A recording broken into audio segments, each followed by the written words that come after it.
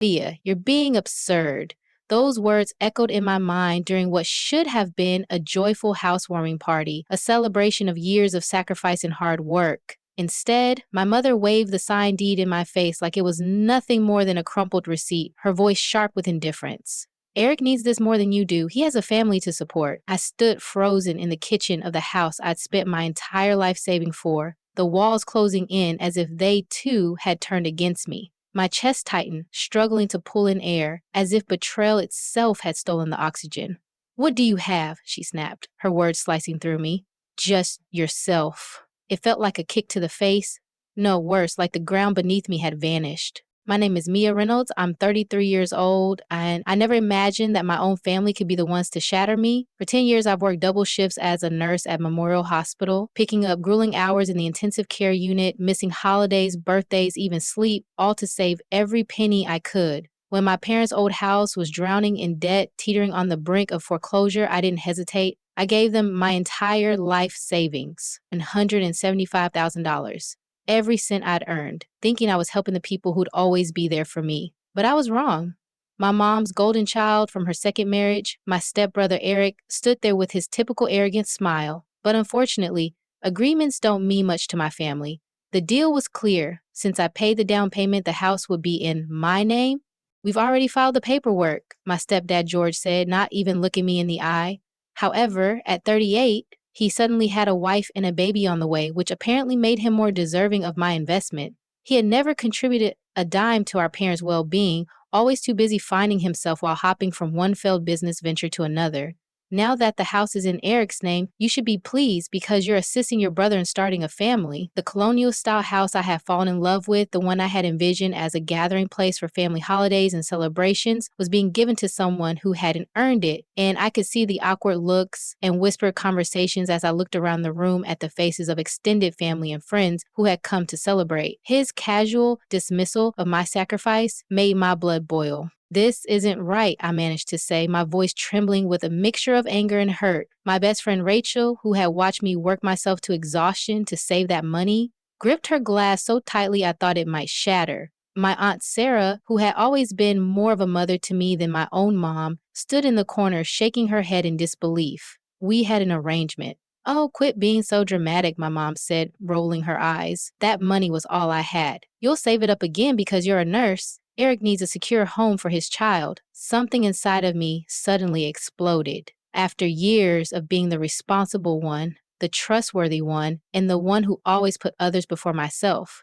It's not like you have anyone to support. I had no idea what I was capable of when pushed too far, and I knew as I grew up that I was different from Eric in my parents' eyes. I could tell by the expression on their entitled faces that this was not going to finish here. My mom remarried George within a year after my dad died when I was 6, and Eric burst into our lives like a tornado, instantly taking over. While I worked part-time at the neighborhood pharmacy and studied on the weekends to save money for college, Eric was lavished with new cars, designer clothes, and endless second chances. Every time Eric's business endeavors failed, the car wash, the supplement company, the cryptocurrency investment opportunity, my parents would spend their savings to support him.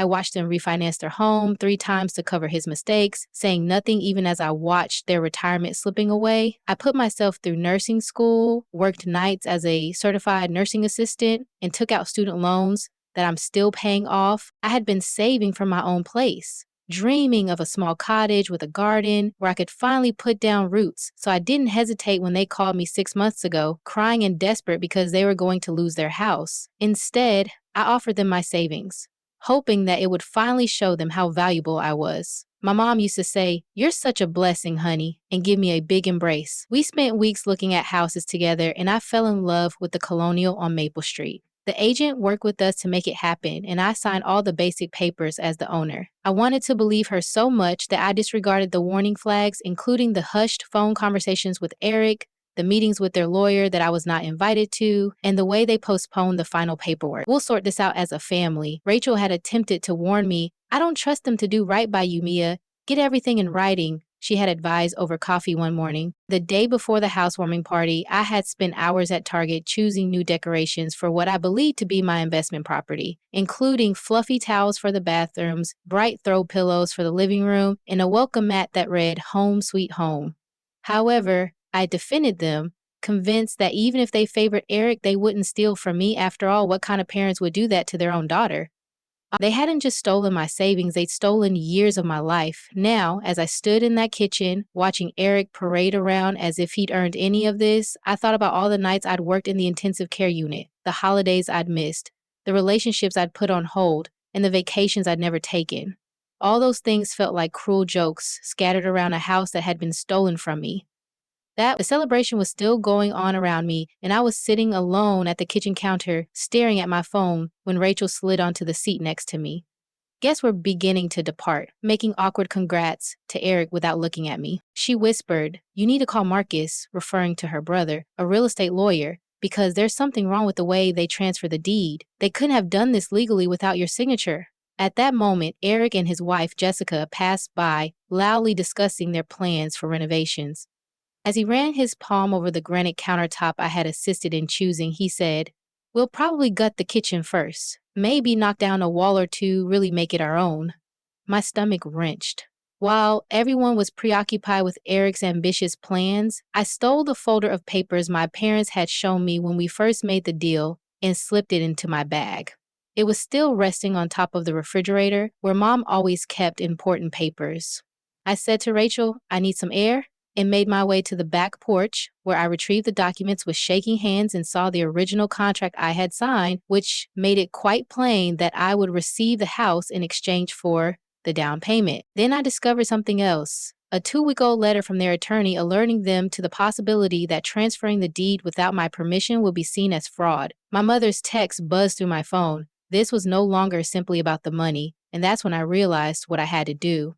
"Stop pouting outside, come in, and be happy for your brother." I emailed Marcus, trembling. "Are you free tomorrow? I need legal help." This was about standing up for myself after years of being ignored. He responded promptly. "Rachel informed me of the situation. Please visit my office at 9 a.m. I went back inside and saw my mom and George gathered with Eric in the living room, likely discussing additional plans for my house. Looking up as I walked in, their faces a mixture of disdain and displeasure. "Bring all the documents you have?"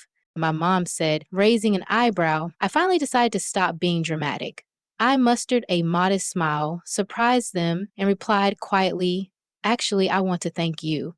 They exchanged bewildered glances, obviously anticipating more tears or begging, but I was done pleading, done being the dependable daughter who consistently delivered without demanding anything in return.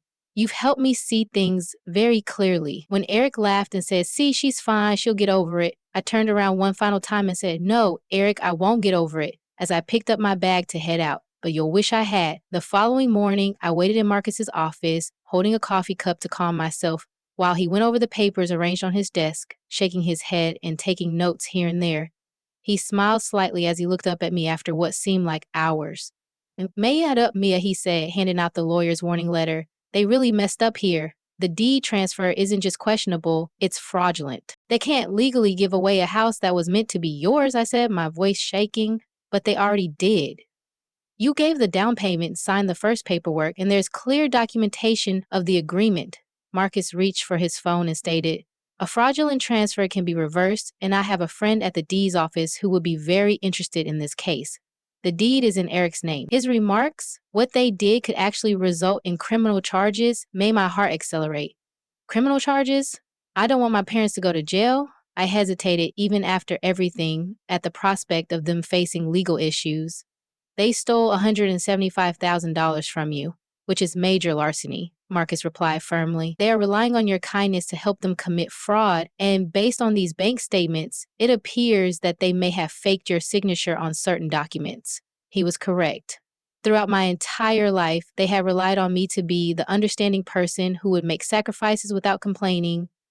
Marcus watched me closely as I took a deep breath, and as we spoke, my phone continued to ring with texts from my mom, which alternated between guilt trips and demands that I stop being immature. "What do you want to do?" Marcus asked. Marcus agreed and began typing on his computer saying, "I want my house back, and I want them to understand they can't treat me like this anymore. They will be served with documents by tomorrow, and we will proceed with legal action to nullify the transfer after I file an emergency injunction to stop them from altering the property." I felt lighter somehow, and for the first time since the housewarming party, I wasn't shivering or crying, but rather I felt a weird calmness. As I walked out of his office, my phone popped with alerts midway through my drive to work for my evening shift in the intensive care unit, ICU. My mom had called 12 times, and Eric had called 7. The last text message from Eric made me smile. "What the hell did you do?" I put my phone on silent and concentrated on my patients. There were dozens of them, ranging from angry to scared. Let them experience some of the worry they had caused me. Let them panic for a bit, and tomorrow they would know exactly what happens when you push the nice daughter too far. Chaos broke out the following morning. Rachel called to inform me that my mom and Eric were causing a commotion outside my apartment while I was getting ready for work. And when I peeked out my window, I saw them there. Eric pacing back and forth while my mom rapped on the front door of the building. When I eventually made it downstairs, my mother yelled, "You have to stop this. This will tear our family apart." "That's rich," I said, strangely composed. "You're being ridiculous." Eric came forward, his face crimson with rage. "You didn't worry about tearing the family apart when you stole my life savings." The color vanished from their faces as I said, "I have the proof of our original agreement right here. Want to see the letter from your lawyer warning you this was illegal? Or should we talk about the documents where someone forged my signature? I have a baby on the way. What were you going to do with that house anyway? Live there alone with your cats?" I asked, taking out my phone. With her voice down to a whisper, my mother took hold of my arm and said, "Honey, we can resolve this as a family. Lawyers are not necessary." I took her hand gently and said, "The moment you decided that my life savings meant nothing to you, we stopped being a family. Copies of everything are now at the DA's office. You would send your own mother to jail?" She gasped, tears in her eyes. The same emotions that had worked on me so many times before. "So, unless you want this to get worse, I advise you to discuss with your lawyer the possibility of reversing the deed transfer. I'm only defending myself." "No, Mom, you might put yourself in jail." Eric opened his mouth to speak when his phone rang. It was Jessica, his wife, and I could hear her frantic voice over the speaker as she informed him that the police were at their home, their real home, asking questions regarding the transfer of the deed, and they hurried off, rushing to deal with the impending catastrophe. "I've never had proof of their manipulation before," I added, and Rachel, who had been watching from her car to make sure I was safe, walked up and hugged me. "I've never seen you stand up to them like that," she said triumphantly. "I have everything in paper this time, but it's always just my word against theirs." Later that day, Marcus called to let me know that Eric and my parents' lawyer had contacted them and wanted to reach a settlement. The prospect of criminal charges had finally convinced them that I wasn't going to back down, and they offered to not only return the house to me, but also pay my legal bills and other damages. "Should we accept the deal?" Marcus said. "Yes," I answered firmly, "but they can't act like this never occurred. Therefore, I also want them to sign a statement acknowledging exactly what they did." I sat in Marcus' office 2 weeks later while my parents and Eric signed the paperwork, transferring the deed back to me and settling for my legal fees and an extra $50,000 in damages. More significantly, though, they were signing a notarized statement admitting that they had tried to defraud me. While George stared at the floor, my mom was crying uncontrollably and wiping away her tears with a tissue. Eric appeared to have aged 10 years, his smug smile replaced by a clenched jaw. His wife, Jessica, had left him after learning that he had been concealing their own financial difficulties. Evidently, the house theft was only the beginning. The notary pointed to the last page and said, "I need all parties to sign here." They did so one by one. My hand didn't shake at all when it was my turn. "You've ruined everything," Eric murmured as he got to his feet, "and I hope you're happy." "No," I said coolly. "You chose to steal from me, ruining everything, and I merely put things right." The time for manipulation and guilt trips was done, so I turned away as everyone poured out of the office, my mom making one final attempt to get my attention. Marcus grinned and gave me the new paperwork, saying, "Congratulations, you now have the house." However, I had one more surprise in store for them. As I pulled out another set of papers, I said, "Actually, I'd like to sell it." My family had already been trying to save face with friends and family by telling them about their misunderstanding with the house, and they were unaware that I had received an offer from a developer who wanted to convert the property into apartments. They thought you'd let them stay there. Later, as we rejoiced at our favorite coffee shop, Rachel added, "They'll be furious when they find out." The offer was substantially above market value. I said, "That's precisely why I'm selling. They must realize that they no longer have any control over me." The following day, I signed the documents to sell the house. As I drove away from the closing, my phone buzzed with a voicemail from my mom. The developer was overjoyed, my real estate agent was overjoyed, and I was finally free. With the settlement money and the profit from the sale, I could purchase my ideal cottage with a garden and still have money left over. I deleted it before hearing the conclusion, but I call it limits. She was crying, stating she had heard about the sale and pleading with me to give her a call back. The weeks after selling the house were life-changing. I had a cottage to furnish and a garden to plant, and for the first time in my life, I wasn't going to burn myself alive to keep them warm. Instead, I was going to let them sort things out on their own. Rachel helped me move in, and we painted the walls a soft, serene color scheme. Nothing like the bright schemes my mom had always insisted were appropriate for a family home. And I found a pretty cottage just outside the city with a wraparound porch and enough yard space for the garden I'd always dreamed of. Messages from family members continued to flood my phone on a regular basis. Some were angry, accusing me of being selfish for selling the house before my parents had time to work things out, while others tried guilt trips, telling me that my mom sobbed herself to sleep each night. "I ran into your mom at the grocery store," Sarah told me over Sunday brunch. "She was telling everyone who would listen how ungrateful you are, but most people know the truth now." Sarah was the only one who supported me, telling the others they should be ashamed of what they had done. "The statement you had them sign has gone viral." I grinned as I considered how the story had changed and that I was no longer the challenging daughter who refused to support her brother. My mother's attempts to play victim were no longer effective. Eric and Jessica formally split, and he returned to live with our parents. I was now the diligent nurse whose family had attempted to embezzle her savings. On my way to work, I occasionally drove past their rental house, a modest place that was nothing like the home they'd try to steal from me, but I felt a sense of justice, even though it didn't make me happy to see them struggling. I had heard through the grapevine that he was working as a sales clerk at an electronics store, his first real job in years. Things were going well at work too. After I stopped letting my family consume all of my energy and resources, I was able to concentrate on my job and applied for and was promoted to charge nurse, which came with more responsibilities and a substantial pay increase.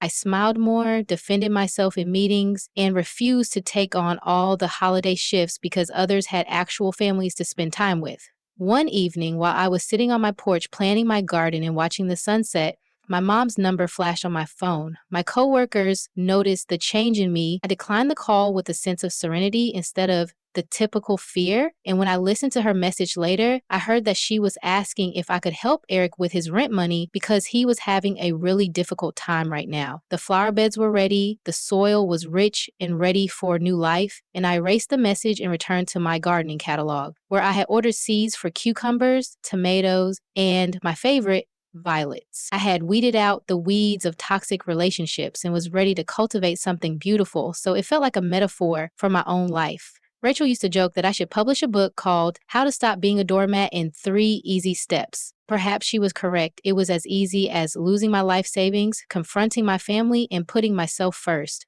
My life was in a calm rhythm 6 months after I sold the house. I had made friends with my neighbors, joined a local book club, and even resumed dating after years of putting it off due to the demands of my family. My garden was flourishing, with the first tomatoes ripening on the vine and violets blooming in tidy rows. My mom still made frequent attempts to get in touch, particularly when they needed money, but I always stayed to my limits. The family turmoil had not entirely vanished, but I had learned to handle it in a different way. No matter how many tears or guilt trips ensued, I would calmly answer, "I'm not in a position to help." That statement became my shield, shielding me from their manipulation. Eric's situation had gotten worse. After discovering that Eric had taken out credit cards in her name, leaving her with enormous debt, Jessica filed for divorce, and the baby, my nephew, lived mostly with her. When she came to me for guidance, I put her in touch with Marcus, who helped her go through the legal maze. Helping someone who truly deserved it felt good. One Sunday morning, as I was working in my garden, a familiar automobile rolled into my driveway, and my mom, who appeared older and more worn out than I remembered, got out. She had arrived without warning, most likely in an attempt to surprise me. "Your garden is lovely," she remarked quietly as she hovered near the fence. "You always did have a knack with plants." "Thank you," I said, still tending to my plants. "But you should call before you come here." I know. I wanted to let you know that your father and I are selling our house, and I miss you, honey." With a hopeful glance at me, she trailed off. "We can't afford it anymore, and Eric's expenses." I brushed the dirt off my knees and got to my feet. "I'm not giving you any money, Mom. I wasn't asking for," she began, but then stopped herself. "That chapter is closed. You're doing so well, and We're your family, so maybe I was. But can you blame me for hoping? Family doesn't steal from family, I answered firmly. Family doesn't try to justify theft or forge signatures because one child deserves it more. You made your decision, Mom. She cried as she went, but I didn't feel bad about it. Now you're living with the consequences? Rather, I took pride in upholding my boundaries. I threw a little dinner party for Rachel, Sarah, and a few coworkers later that night. I came to a deep realization while we were sipping wine on my patio and observing the fireflies dancing in my garden. Damn, this was the true definition of family. It had nothing to do with blood or duty. It was about respect, choice, and sincere concern for one another. With a knowing smile, Rachel raised her glass and toasted to boundaries. I added to growth as I considered my blossoming garden and my even more flourishing spirit. 1 year has gone by since I confronted my family, and I'm still in awe of how much my life has changed. My cottage has turned into a haven, bringing me warmth and tranquility that I never experienced when my family was around. Last year, the garden yielded so many veggies that I began giving the excess to the nearby food bank. I sometimes remember how my mother used to make fun of my gardening interest, saying it was a waste of time. It now makes me happy and benefits other people as well. Without the continual burden of household emergencies, my career has thrived. My coworkers frequently remarked on how much more confident I've gotten since I was just promoted to nursing supervisor. I no longer feel guilty about declining extra shifts or using vacation days when I need to relax. I learned how to set limits at home and apply that lesson to other situations. I'm kind of a local legend at the hospital, Rachel jokes. In addition to patient care, new nurses ask me for advice on how to defend oneself in trying circumstances. A young nurse thanks me last week for giving her the confidence to leave an abusive relationship. I can stand up to one person if you can stand up to your entire family, she remarked. Even though my parents and Eric still face difficulties, I am no longer responsible for them. I made my decisions and they made theirs. Allowing others to suffer the repercussions of their actions can sometimes be the most considerate thing you can do for both them and yourself. Retaliation is no longer the focus. It's about self-respect and personal development. The money they took was merely money, but the independence and self-worth I got from opposing them were invaluable. I discovered an old picture of my family at the housewarming celebration the other day, shot right before things went wrong. Observing their arrogant expressions, I came to the realization that I no longer feel angry. Instead, I'm thankful. I became stronger as a result of their betrayal, and I now respect myself enough to leave poisonous relationships, especially when they are cloaked in familial ties. This spring, my garden is beginning to bloom once more. Sarah frequently comes to visit, and her youngsters like helping me plant fresh flowers. During our weekly coffee meetups, Rachel and I often laugh about how much I've changed from the person who used to drop everything to answer my family's constant, demanding phone calls. It's like looking back at a stranger. Sometimes even Jessica stops by with my nephew, his laughter echoing through the yard. She says the garden isn't just beautiful, it's part of her healing too, a quiet space where broken pieces slowly fit back together. Life isn't flawless, it never will be, but it's mine now, truly mine. I've learned that revenge isn't always loud or dramatic. Sometimes the most powerful form of retaliation is growth, peace, and choosing yourself over and over again. If I had the chance, I'd do it all again. Every flower blooming in my garden, every peaceful evening spent on my porch, and every boundary I fiercely protect reminds me that I made my own choice, and I'd never trade that for anything. If you've enjoyed this story, don't forget to subscribe to the SoraBook channel to catch more captivating stories in the next videos. You won't want to miss them.